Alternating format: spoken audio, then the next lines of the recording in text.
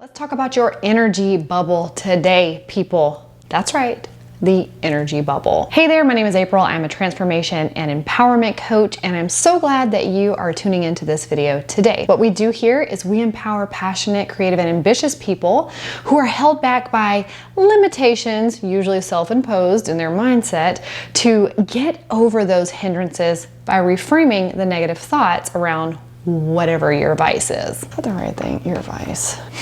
It's not vice. Whatever your vice is not the right word. It's your hang-up. Whatever your hang-up is. I want you to thrive on your own terms through transformative action. You're gonna have to do something. Things will not change until things change. Am I right? All right, so let's deal with my squeaky chair and talk about the energy bubble. I'm gonna tell you a story. This morning, I went to Starbucks. When I ordered my drink, the girl was so incredibly kind. Starbucks really has great service anyway, for the most part, but this was like authentic, but really, really kind. As soon as I ordered the drink, she was like, oh, the usual. She knew who I was. She knew exactly what I wanted, how I wanted my drink. Anyway, I get up to the window and she and I are having this morning exchange, and we are chit-chatting for a second. I pay, she wishes me well, and I move on. Well, I'm on the phone with my husband at the time, and I'm like, did you hear her? And he's like, yeah. He's like, they have some really great service there. And I go, this just goes to show that we create an energy bubble. And it's so rare that we step into a really positive energy bubble with somebody. So even though I already was feeling pretty good this morning, I was elevated once I went to Starbucks and spent time with her. I stepped into her space. She was creating this place of empowerment and acceptance and kindness, and she left me better than she found me. So why am I telling you that? Because you, my friend, are creating an energy bubble, and you get to decide what kind of energy you want to put in the bubble. When I was younger and I used to hang around very negative people and gossipy people, and that's how I was as well. It's not like I was just hanging with people who were like that and I was randomly not. If we get real about it, you are who you hang with. And so I was just like them. And in that season of my life, at that level of vibration of who I was during that time, that was perfect.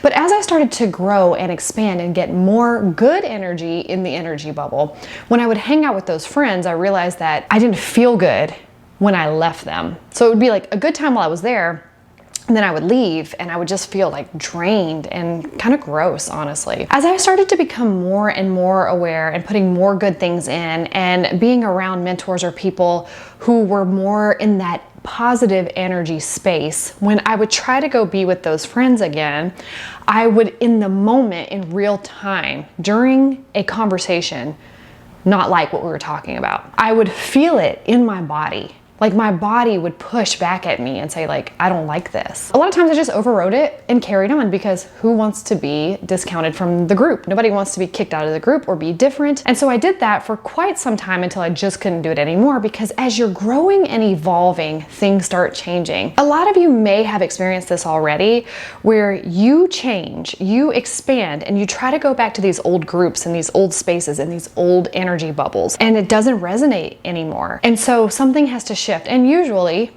people wind up mad at you because you changed. Oh, you changed. And because you changed, they don't want anything to do with you anymore. And that's totally normal. It hurts, but that's what happens when you've been around people who are not changing their vibration, who are not expanding as individuals, and who are not growing the same course that you're growing on. And that's okay. It doesn't mean we all have to stay together all the time. And sometimes you have to process your hurt feelings and all the victimized moments, and then move on. And the reason for that is because your energy bubble is changing. I've gone through many energy bubble changes.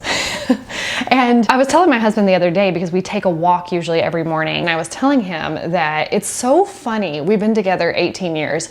It's funny how we'll be in the middle of a conversation now, and if one of us is dragging some sort of negativity into the conversation, we will stop ourselves. We will stop ourselves from talking about the thing because it's draining. It's draining us first. We feel it in our body, and then immediately we're like, I don't want to talk about this anymore. We were talking about something the other day, and there's this point of talking about the thing because you're talking about the thing to inform one another, and then you get on this little tangent that's kind of gossipy or kind of gross, and it really fuels the ego because the ego likes that type of stuff. But when you're observing self, that part of you that's like consciousness or whatever that observing voice is, so that's your observing self.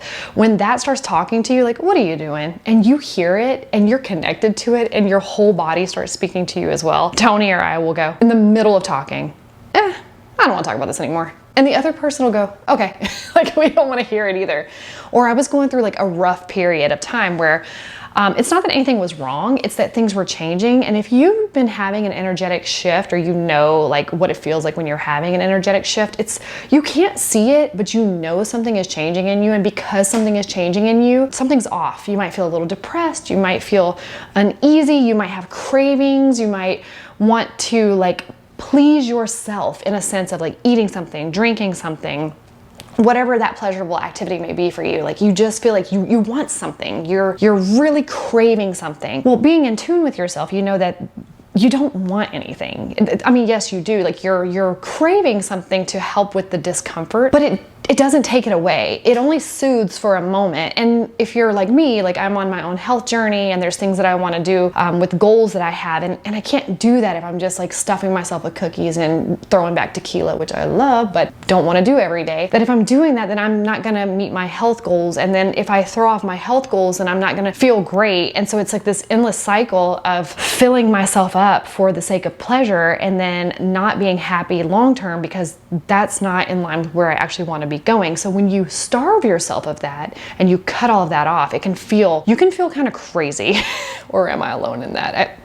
I'm pretty sure you can relate. So I was in the middle of talking to him about something, and for like one day I just was nagging and not necessarily nagging is the wrong word. I wasn't nagging him. I was nagging about life. I just feel like this, and something feels wrong, and I blah, blah, blah. And that's how I express. I'm more extroverted, so I'm going to talk to think. And then the next day I was very aware, like, you know what? I'm not going to talk about my feelings that much today because I know that nothing's wrong. I know that I just feel very unsettled because energetically, this is what I asked for. I want to vibrate higher. I want things to shift in my life around me. And I can't get to the next layer of my goals being the same version of myself that I am today. So I have to change. I have to purge. I have to die and rebirth in there somewhere. And so that's not going to be comfortable and it's not going to be pretty. And so the next day, as I was processing some of those feelings, I was very aware of not overly complaining or talking to him about certain things. And then the third day, I told myself, I'm not saying a word. I will journal. I will talk to myself, I will meditate, but I will not put this energy on him because it's an energy bubble and he's got his own goals and ambitions and he's my partner. So I need him to lift me, and I know how strong that energy bubble can be, and I can pull him down in it with me. And then now we're both no good. So luckily that third day I actually felt a lot better. I felt like things were lifting. There's been a lot of energetic things happening with the moon and such. And so I feeling much better now. But I say all that to say there is an energetic bubble around you, whatever you want to call it. It doesn't have to be weird. You can look into the science around it. It's truly there. And I was reminded of it this morning when I went to Starbucks and stepped into this beautiful energetic bubble with this sweet, sweet woman. And it just reminded me of how powerful we are on an individual level and how powerful you are. And so if you're tuning in today and you're just feeling like meh, or there's a lot of things you want to complain about, and there's a lot of things that you just feel fed up with, I just want to tell you that you are creating an energetic bubble. Not saying you can't feel that way, not saying you can't talk about it. Take what resonates and leave what doesn't. But you, my friend, are creating an energetic bubble, and you will attract what you are putting out. Things that come to you are just a mirror, like you are mirroring things here. So what you put out is going to come right back to you. And I was a witness and got to experience this elevated this elevated mood on top of what was already a really great morning for me by stepping into somebody else's sphere with them just by an interaction. And so I want to leave you with just how powerful you are in your interactions and how powerful other people's interactions are with you.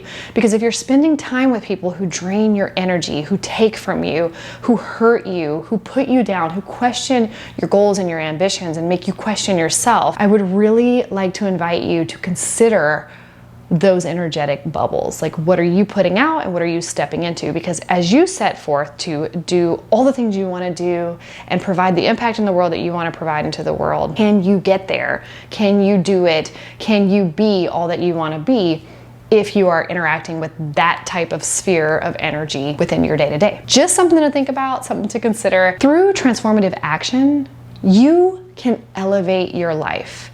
You can change your thinking, you can change your thought process, you can truly change neurons that are in your brain that are telling you a story in a loop that you think just how I am. It's just who I am. It's just how I am. It's just how I've always been. I want to ask you to question that belief because nothing changes until something changes.